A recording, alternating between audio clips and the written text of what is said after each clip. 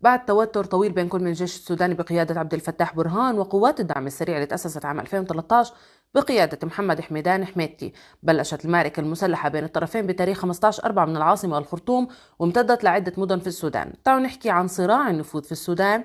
معي أنا ديالا كيدك.